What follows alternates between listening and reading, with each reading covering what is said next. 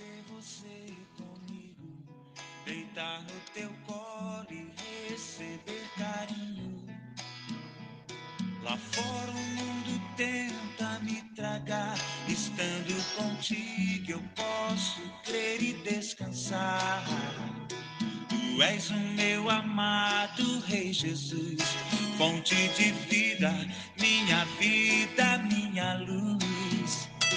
O sol que nasce aquece o meu viver, consolo.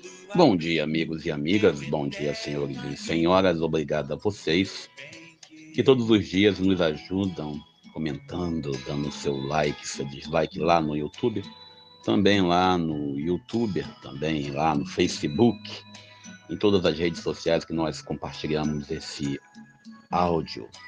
Lembrando a todos e a todas que a sua presença matutina conosco é essencial. Ainda olhando lá para o caso da Paulista, de forma direta e indireta, é um tema que não sai. Primeiro são os loucos, desculpe pelo termo, mas o termo é esse, desculpe por ofender os loucos, que ficam calculando o número de pessoas presentes. Eu vi um cálculo de 1 milhão de pessoas. Fazer o quê, né? A pessoa acredita, não posso discutir com isso. E aí começa as pessoas inventarem teorias. Senhores, legalmente, o ato da Paulista só serve para incriminar o réu que disse que sabia sim desta tal minuta de golpe e de acordo com a lei, aí eu vou falar de lei, quem estiver discordando pode discordar, você saber de um projeto para vilipendiar, para atacar a democracia e você não exercer seu direito constitucional de denunciar, você também é coautor. Ou seja, se eu vejo um crime acontecendo, que está para acontecer e não denuncio a polícia, eu sou pego menos pelo crime de omissão ou coautoria. E nesse caso aí, a pessoa assumiu publicamente que tinha visto já essa tal minuta, e não o cargo que ocupava, ele tinha por obrigação chamar a PF de prenda. Prenda porque está planejando contra a nação. Bom, isso é só para a gente parar por aqui sobre essa tal de minuta do golpe, sobre esse tal evento, porque é um tema que não tem muito o que falar. Os loucos ficam, não, mas já tá vendo, quero ver fazer igual. Não tem que fazer igual ou diferente. Houve o crime, acabou. É isso que tem que ser definido. E ele falou que sabia sim, mas para acontecer precisava fazer isso. Sim, mas se houve alguém pensando nisso, eu aprendi isso no exército, é cadeia. Bom, ainda vendo, né, toda a realidade minha, a realidade nossa, precisando de trabalho, você que tem aí qualquer indicação de trabalho, manda os links para mim, os likes, o endereço. Eu fui numa empresa fazer uma inscrição lá na região da 7 de setembro, rodei a rua toda e o número não existe. Ou seja, tem pessoas de canárias que armam golpes e marcam horário contigo. Não, tá horário, tá ali esperando o senhor, parará, papá. Sorte que eu não fui como eles pensam que eu vou, né? Fui de um jeito que eu fui sem saber que eu estava lá.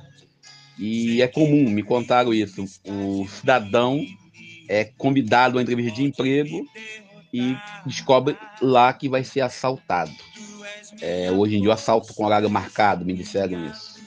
Então, vamos ficar esperto nisso aí. Se alguma empresa agendar contigo alguma entrevista, confirme se a empresa existe. Eu não confirmei, fui lá, andei, gastei dinheiro, gastei tempo, passei o dia, passei fome e não encontrei a empresa. E depois fui investigar, a tal empresa de fato não existe. Bom, ainda examinando nosso cotidiano, vivendo o período da campanha da Fraternidade 2024, 60 anos de campanha da Fraternidade. Fraternidade e Amizade Social tem a ver com a campanha de 1974, onde está teu irmão. É uma campanha que tende a analisar, diante dessa dualidade do mundo, que tipo de amizade nós estamos oferecendo. Como que nós estamos sendo irmãos, amigos, em nosso cotidiano. Geralmente nesse mundo de competição, onde a gente busca de verdade dizer que nós somos os melhores, tudo a ver com o evangelho de hoje, Mateus capítulo 23, versículo 1 ao 12, quando Jesus apresenta a espiritualidade dos fariseus, de muitos clérigos, para ser mais exato, muitos que frequentam a igreja, e infelizmente o evangelho dos fariseus cabe muito bem aí, mas hoje eu preferia ouvir Marcos Góes, Bem Querer 2, que fala dessa relação com Deus, e nós olhamos claramente pessoas que andam com a Bíblia embaixo do braço, pessoas que portam o texto nos seus carros, ou que andam com o texto debulhando, como diz, né, lá na cultura nordestina, ou mesmo aqueles que fazem questão de usar batina, usar túnica, usar casula, usar todas as vestes litúrgicas na sua igreja para se dizer autoridade eclesial.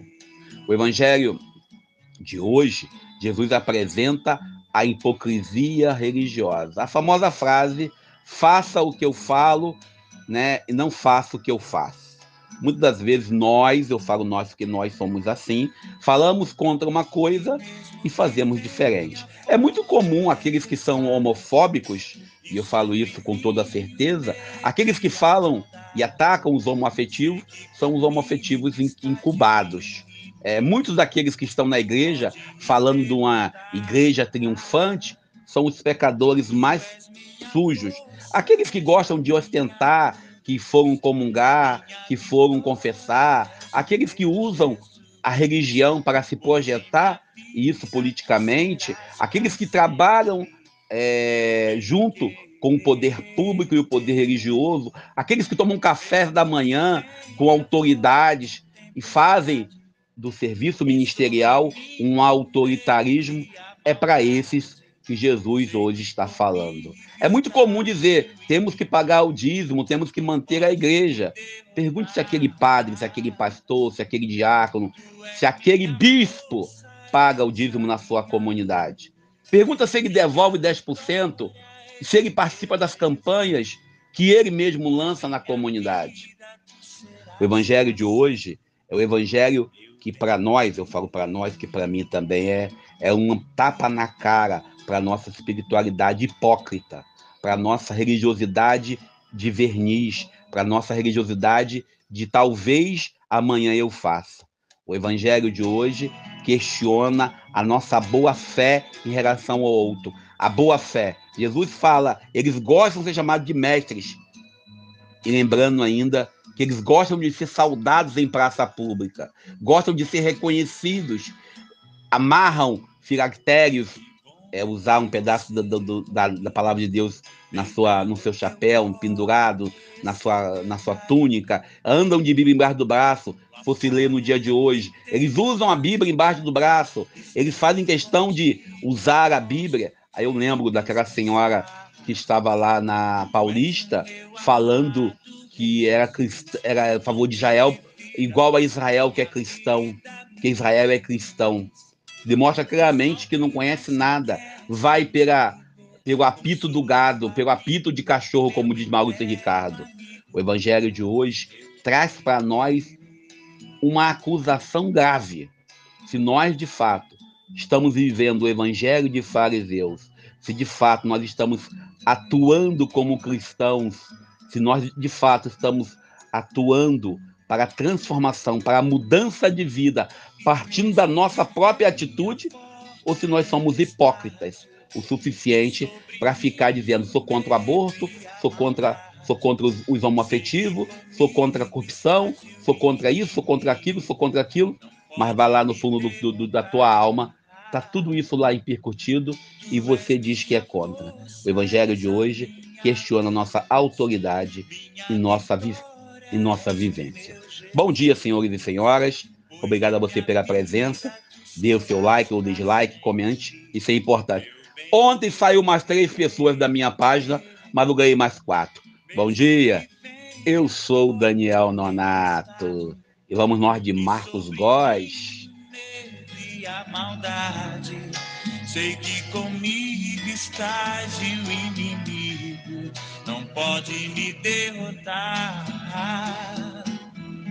Tu és minha força, és a minha luz, minha vitória és o meu Jesus. Pois em minha vida tu serás para sempre meu bem-querer.